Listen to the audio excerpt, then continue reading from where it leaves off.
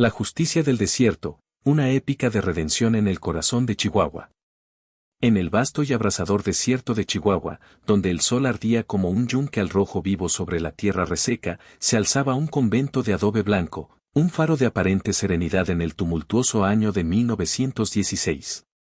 Sus muros, encalados y castigados por los vientos arenosos, resplandecían bajo la luz implacable del mediodía, proyectando sombras que parecían danzar con los secretos que guardaban. Dentro de sus paredes, un grupo de monjas de velo largo vivía en un silencio casi sagrado, sus días dedicados a la oración, al cuidado del altar y a la contemplación de lo divino. Pero tras la fachada de paz, el convento albergaba una oscuridad insidiosa, una sombra que se deslizaba entre las velas apagadas y los corredores fríos, profanando todo lo que tocaba. Esta es la historia de un niño valiente, un general indomable, y un castigo que resonaría como un trueno a través de las generaciones, grabado en las arenas eternas del desierto. El convento bajo el sol ardiente. El convento de Santa Clara, como lo conocían los aldeanos, se erguía solitario en un rincón olvidado del mundo, rodeado por un mar de nopales, mezquites y rocas afiladas que parecían talladas por la mano de un dios vengativo. Las monjas, mujeres de fe inquebrantable, vivían en un régimen de disciplina espartana. Sus mañanas comenzaban con el canto de los gallos y las campanas que llamaban a laudes, sus manos ásperas por el trabajo fregaban los suelos de piedra y bordaban manteles para el altar con una devoción que rayaba en el martirio. La hermana Soledad, la más joven del grupo, apenas había cumplido 20 años cuando cruzó el umbral del convento, sus ojos aún brillando con la ilusión de una vida dedicada a Dios. La Madre Teresa, la más anciana, con sus manos nudosas y su rostro surcado por arrugas profundas, era la guardiana de las tradiciones, una figura maternal que cargaba en silencio el peso de los secretos del claustro. Los aldeanos del pueblo cercano, un puñado de casas de adobe y techos de palma, veían el convento como un lugar sagrado, un refugio donde el alma encontraba consuelo. Cada domingo, se reunían en la capilla para escuchar la misa, sus rostros curtidos por el sol inclinados en reverencia. Pero la paz que emanaba del convento era una ilusión frágil, una máscara que ocultaba un horror que nadie se atrevía a nombrar. En las noches de luna llena, cuando el desierto se bañaba en un resplandor plateado, un jinete llegaba al galope, su silueta recortada contra el horizonte como un presagio de tormenta. Era el padre Valdemiro, un sacerdote enviado desde Guadalajara, según decían los rumores, para traer la palabra de Dios a los humildes. Su sotana negra ondeaba como un estandarte, y su voz grave resonaba en los sermones con una autoridad que hacía temblar a los fieles. Las mujeres del pueblo besaban sus manos, los hombres inclinaban la cabeza, y los niños lo miraban con una mezcla de temor y admiración. Para ellos, era un santo, un hombre tocado por la gracia divina, un emisario de la capital que había elegido bendecir sus tierras áridas. La sombra del padre Valdemiro. Pero tras las puertas cerradas del convento, cuando las campanas dejaban de sonar y las velas se apagaban, el padre Valdemiro revelaba su verdadera naturaleza. Sus manos, que deberían haber sostenido el cáliz y el rosario, se convertían en instrumentos de lujuria. Las monjas, mujeres que habían jurado sus vidas a la castidad y la devoción, sufrían en silencio sus abusos. El sacerdote, con una astucia viperina, manipulaba sus miedos más profundos, tejiendo amenazas con palabras sagradas. Si hablas, el infierno te tragará, le susurraba, su voz fría como el acero. La vergüenza caerá sobre ti y sobre la Santa Madre Iglesia. Las hermanas, atadas por el temor a la condenación eterna y la certeza de que nadie creería su palabra contra un hombre de Dios, callaban como corderos destinados al sacrificio. Algunas rezaban hasta que sus rodillas sangraban contra el suelo de piedra, otras, en la soledad de sus celdas, derramaban lágrimas que se mezclaban con el polvo del desierto. La hermana Soledad, con su juventud aún intacta, era la más vulnerable. Sus ojos, que una vez brillaron con esperanza, ahora se apagaban bajo el peso de la humillación. La hermana Luz María, su compañera de celda, había desaparecido misteriosamente 3 lunas atrás, y los rumores entre las monjas hablaban de un destino oscuro que ninguna se atrevía a confirmar. En aquellos tiempos, en un pueblo perdido en el corazón de Chihuahua, la palabra de un sacerdote era ley. El padre Valdemiro tenía al alcalde en el bolsillo, al jefe político a su disposición y a los hacendados de la región comiendo de su mano.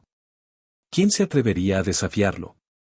¿Quién creería a una monja, una mujer que había renunciado al mundo, contra un hombre respaldado por la autoridad eclesiástica?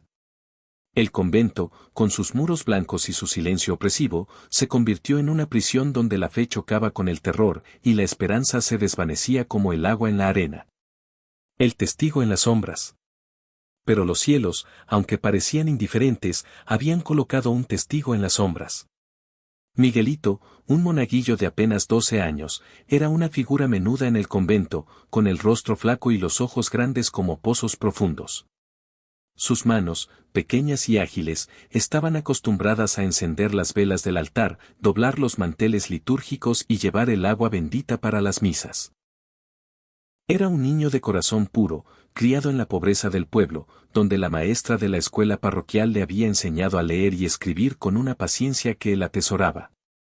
Su vida giraba en torno a las campanas del convento y los cantos de las monjas, una rutina que le daba seguridad en un mundo lleno de incertidumbre. Una noche, mientras buscaba agua bendita para la misa vespertina, sus pasos lo llevaron a un rincón de la sacristía que nunca debió cruzar. Una puerta entreabierta, apenas una rendija, dejó escapar un sonido que le heló la sangre, gemidos ahogados, súplicas susurradas, el roce de una sotana contra el suelo. Con el corazón latiendo como un tambor, Miguelito se acercó, sus pequeños pies moviéndose en silencio sobre las baldosas frías. Lo que vio lo paralizó. El padre Valdemiro, con el rostro desfigurado por un deseo impío, sujetaba a la hermana Soledad con fuerza, ignorando sus lágrimas y sus intentos de escapar. La joven monja, con el velo torcido y los ojos llenos de terror, parecía una criatura atrapada en las garras de un depredador. Miguelito, escondido tras la puerta, tembló como una hoja de álamo en un ventarrón, su cuerpo frágil sacudido por el horror. No entendía del todo lo que veía, pero sabía que era una abominación, un pecado que profanaba todo lo que le habían enseñado sobre la bondad de Dios. Esa noche, el niño no pudo dormir. Acostado en su petate de palma, escuchaba el aullido de los coyotes en el desierto mientras la escena se repetía en su mente como una pesadilla sin fin. Sus manos sudaban, su corazón latía con un peso que no comprendía del todo, pero que sabía que no podía ignorar. Durante 3 días y 3 noches, Miguelito cargó con el secreto, su alma infantil luchando contra el miedo y la responsabilidad. No podía contárselo a las monjas, pues temía que ellas también estuvieran bajo el yugo del padre. No podía hablar con los aldeanos, pues lo acusarían de mentiroso o, peor aún, de hereje. Pero el peso del silencio era demasiado grande para un niño, y en la madrugada del 4.º día, cuando el alba apenas pintaba de rosa las cumbres de la Sierra Madre, tomó una decisión que cambiaría el destino de todos. La carta que encendió la mecha. Con pasos sigilosos, Miguelito se deslizó hasta la sacristía, un lugar que ahora le parecía más oscuro y opresivo que nunca.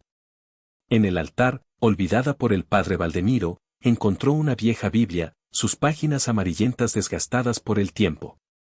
Entre ellas, un pedazo de papel sobrante de algún sermón abandonado se convirtió en su lienzo. Con una pluma que temblaba en sus manos, comenzó a escribir. Sus letras eran torpes, llenas de borrones y trazos desiguales, pero cada palabra era un grito mudo, un acto de valentía que quemaba sus pequeños dedos como si estuviera tocando brasas. Describió lo que había visto. Los abusos, las lágrimas, la violencia disfrazada de santidad. Contó cómo el padre sujetaba a la hermana Soledad, cómo sus súplicas se ahogaban en la penumbra, cómo sus ojos reflejaban un dolor que no tenía nombre. Cada palabra era un peso que aliviaba su alma, pero también una chispa que podía incendiar el desierto. Cuando terminó, dobló el papel con cuidado, sellando en él la maldad que había presenciado. Pero ahora enfrentaba un problema mayor: ¿cómo hacer que esa verdad llegara a alguien con el poder de actuar? El padre Valdemiro tenía al pueblo en la palma de su mano. El alcalde, el jefe político, incluso los hacendados de la región lo trataban con reverencia. Una monja no sería escuchada, mucho menos un niño. Pero el destino, como un viento caprichoso, sopló a su favor. Una tarde sofocante, cuando las lagartijas buscaban refugio bajo las rocas y el aire vibraba con el calor, un hombre llegó al pueblo. Era Rodolfo Fierro, un explorador de confianza de Pancho Villa, que había parado en la fuente de la plaza para dar de beber a su caballo. Su sombrero tejano, desgastado por el sol, proyectaba una sombra larga sobre la tierra seca, y su mirada dura parecía capaz de perforar el alma. Miguelito, con el corazón latiendo como tambor, vio su oportunidad. Con pasos silenciosos, como los de un gato montés, se acercó al revolucionario, el papel arrugado apretado contra su pecho. «Señor», susurró, su voz temblando como el viento del desierto, «esto es para el general Villa. Es un pecado muy grande». Fierro, un hombre curtido por la revolución, estudió al niño por un momento. Había visto muchas cosas en su vida, sangre, traiciones, batallas a muerte. Pero nunca a un muchacho tan pequeño con tanto miedo y determinación en los ojos. «¿Qué es esto, chamaco?», preguntó, tomando el papel con una mano callosa. «Un pecado que ni Dios debe querer ver», respondió Miguelito, sus ojos llenos de lágrimas contenidas, como pozos secos en temporada de lluvias. Fierro, intrigado, guardó la carta en el bolsillo de su camisa de manta. «Lo llevaré, pero si es una travesura, te las verás conmigo», gruñó, aunque algo en la expresión del niño le dijo que no era un juego. Miguelito, aliviado pero aún aterrorizado, regresó al convento con el corazón más ligero, sin saber que había encendido una mecha que haría temblar los cimientos de aquel lugar. La ira de Pancho Villa. A 3 días de cabalgata, en un campamento escondido entre las rocas de la Sierra Madre, Pancho Villa descansaba junto a una fogata. Sus hombres, agotados por días de lucha contra federales y bandidos, compartían historias y tabaco mientras el general afilaba su cuchillo con movimientos lentos y precisos. El crepitar de la leña y el susurro del viento eran los únicos sonidos en la noche, hasta que Rodolfo Fierro llegó al galope, su caballo cubierto de polvo rojo. «Mi general», dijo, desmontando con agilidad, «un chamaco del pueblo me dio esto. Dijo que era importante». Villa, con las cejas levantadas, tomó el papel arrugado. No era un hombre de letras, sus manos estaban más acostumbradas al gatilló que a la pluma. Pero María, una de las mujeres de la tropa que había estudiado en una escuela de monjas en Durango, se acercó y tomó la carta. Bajo la luz parpadeante de la fogata, comenzó a leer en voz baja, su voz firme pero cargada de una emoción contenida. Con cada palabra, el aire del campamento se volvía más pesado. Los hombres dejaron de hablar, los caballos parecían inquietarse, y el rostro de Villa se transformó. Sus ojos, normalmente llenos de picardía y astucia, se oscurecieron como nubes de tormenta. Sus dedos apretaron el mango del cuchillo hasta que los nudillos se le pusieron blancos como hueso seco. Cuando María terminó, un silencio sepulcral envolvió el campamento. Hasta el viento parecía contener el aliento. Los revolucionarios, hombres endurecidos por la guerra, sintieron el peso de lo que se avecinaba. «Ese padre», rugió Villa finalmente, su voz un trueno bajo que hizo estremecer a los presentes, «cree que puede mancillar a las siervas de Dios y quedar impune. Vamos a enseñarle lo que es la justicia del desierto». Sus hombres, que habían seguido al general a través de batallas y emboscadas, sintieron la furia que emanaba de él. Sabían que cuando Villa hablaba con ese tono, la sangre correría como un río en temporada de lluvias. Tomás Urbina, uno de los más viejos de la tropa, escupió en el suelo antes de hablar. «Mi general, sabemos que tiene razón, pero invadir un convento va a traer problemas con la iglesia, con el gobierno». Villa, con los ojos encendidos como brasas, lo cortó con un gesto de la mano. «No estoy pidiendo opiniones», dijo, apuntando a cada hombre con un dedo firme. «El que quiera quedarse, que se quede. Pero el que venga conmigo tiene que saber que hoy haremos justicia como nadie más tiene agallas de hacer en este país de cobardes». Antes del amanecer, la partida estaba lista. Villa montó a 7 leguas, su caballo alazán que podía galopar leguas sin cansarse, y lideró a sus hombres a través del desierto. El polvo rojo se alzaba tras ellos, marcando un camino de ira y determinación. María, cabalgando a su lado, intentó una vez más advertirle sobre las consecuencias. Mi general, piense bien lo que vamos a hacer, dijo, su voz firme pero preocupada. Villa, sin mirarla, respondió, ese hombre ha profanado lo sagrado. Si Dios no lo castiga, lo haré yo. Sus palabras resonaron como un juramento, y la tropa, galvanizada por su líder, avanzó sin mirar atrás, sus corazones latiendo al ritmo de los cascos contra la tierra seca. El camino al juicio. El viaje al convento fue arduo.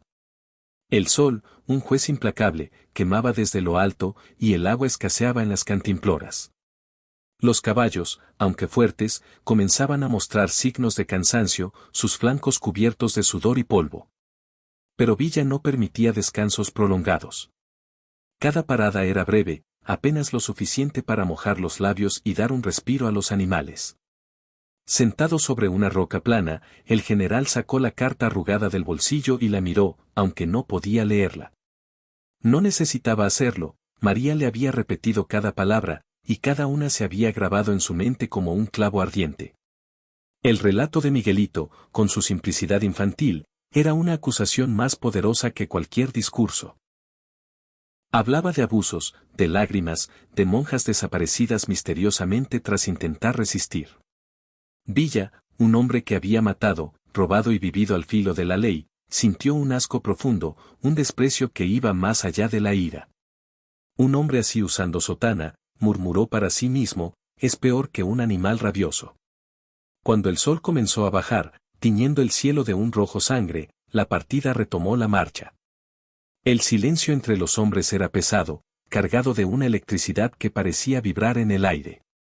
Hasta los más experimentados, como Rodolfo Fierro y Esteban Salazar, sentían que estaban a punto de participar en algo sin precedentes. El desierto, con sus coyotes aullando y sus vientos calientes, parecía saber que algo monumental estaba por ocurrir. Villa, cabalgando al frente, mantenía los ojos fijos en el horizonte, donde el convento pronto aparecería como un espejismo blanco. En su mente, juró que el padre Valdemiro pagaría con creces, que su castigo sería una lección que el desierto no olvidaría. La noche del juicio. La luna llena colgaba como un farol plateado sobre el convento cuando los cascos de los caballos rompieron el silencio sagrado. Las monjas, recogidas en sus celdas para el gran silencio, el periodo entre completas y maitines donde ninguna palabra debía pronunciarse, no podían imaginar lo que se avecinaba. El padre Valdemiro, en su cuarto privado, se preparaba para otra noche de abusos. Frente a un espejo empañado, ajustaba su sotana con cuidado, su rostro marcado por años de excesos y noches mal dormidas. Sus ojos, fríos y calculadores, se detuvieron en la pared que separaba su habitación del dormitorio de las novicias, donde la hermana Soledad dormía sola desde la desaparición de la hermana Luz María. Su sonrisa, que no llegaba a los ojos, era la de una víbora que enseña los colmillos antes de atacar. El primer sonido de los jinetes llegó a los oídos de don Silvestre, el viejo cuidador del convento, que dormitaba en su cuartito junto a los establos. Con un gemido, se levantó, frotándose los ojos soñolientos, y tomó su lámpara de queroseno.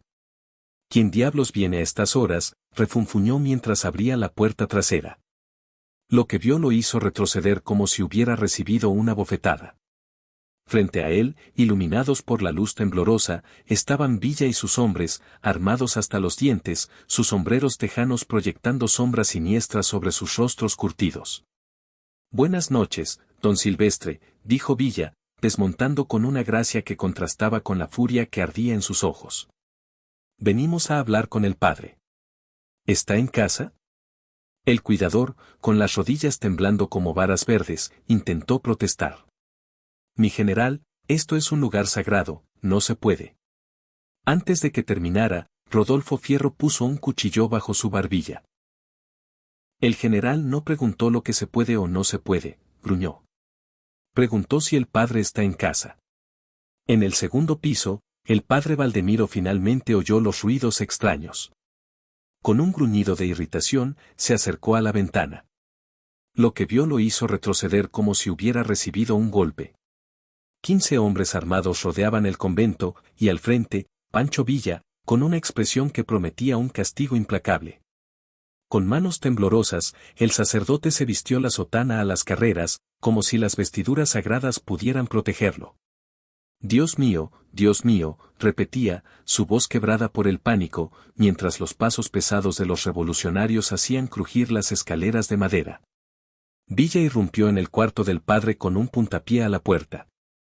El sacerdote, de rodillas, sostenía un crucifijo como un escudo. «Este es un lugar sagrado», gritó, su voz temblando como la llama de una vela en el viento. Villa, con una calma que helaba la sangre, respondió. «Dios me mandó a limpiar su casa, padre. Y hoy haré el trabajo sucio». Los hombres de Villa sujetaron al sacerdote, que se debatía como un animal atrapado, mientras María y las mujeres de la tropa reunieron a las monjas en el dormitorio. «Quédense tranquilas, hermanas», dijo María, su voz firme pero compasiva. «Nadie las va a lastimar. Solo venimos por el Padre». La Madre Teresa, la más anciana, miró a María con ojos que cargaban un dolor antiguo, un dolor que solo las mujeres que han soportado secretos demasiado pesados podían entender. «¿Va a pagar, verdad?», preguntó, su voz un hilo de esperanza. María asintió, mientras desde el piso de abajo comenzaban a llegar sonidos que harían temblar al más valiente, los gritos ahogados del padre, el chirrido de cuerdas, el golpe sordo de un cuerpo siendo arrastrado. El castigo del desierto. La partida dejó el convento al amanecer, llevando al padre Valdemiro, ahora un prisionero roto, atado a un caballo.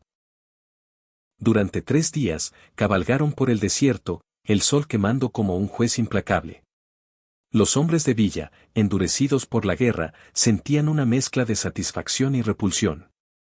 Sabían que lo que hacían era terrible, pero también justo. Cada uno tenía madre, hermana, esposa, y la idea de un hombre usando el nombre de Dios para cometer tales atrocidades los llenaba de una furia que no necesitaba palabras. En un claro desolado, donde los nopales se erguí como navajas, Villa dio la orden final. El sacerdote, colgado de cabeza de una rama gruesa de mezquite, fue arrastrado por la tierra árida, su cuerpo destrozado por las espinas y las rocas. Cada grito suyo era un eco de los lamentos que había arrancado a las monjas. Villa, montado en 7 leguas, guiaba el castigo con una furia contenida, asegurándose de que el padre sintiera cada instante de su tormento. Los revolucionarios, con una precisión cruel, prolongaban el sufrimiento. Le echaban agua salada en el rostro para mantenerlo consciente, se burlaban de sus gemidos, y aseguraban que cada espina y cada piedra dejaran su marca. ¿Está gustando el viaje, padre?, preguntó Esteban Salazar, dando una fumada a su cigarro de hoja antes de tirar la brasa sobre el pecho expuesto del clérigo. Los gemidos del padre Valdemiro disminuían con el tiempo, pero Villa no tenía prisa.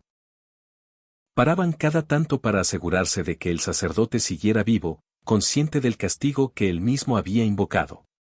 Cuando el sol alcanzó su cenit, el cuerpo del padre era apenas una masa informe de carne y sangre. Sus ojos, consumidos por el polvo y el dolor, ya no veían. Su boca, sin dientes, se abría y cerraba como la de un pez moribundo. Fue entonces que Villa, desmontando, se arrodilló junto a él. «Tu sentencia está cumplida», dijo, su voz casi un susurro.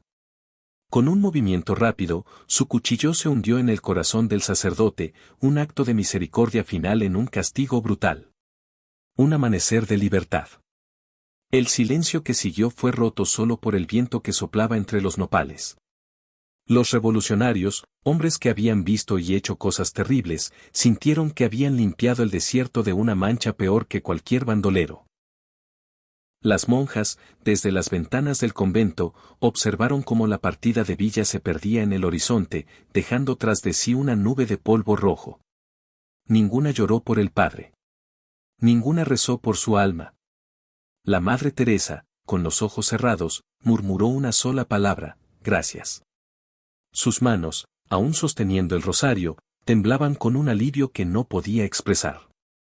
En el pueblo, Miguelito, el monaguillo de corazón valiente, dormía por primera vez en paz. Su pequeño acto de coraje había desencadenado una justicia que los cielos parecían haber olvidado.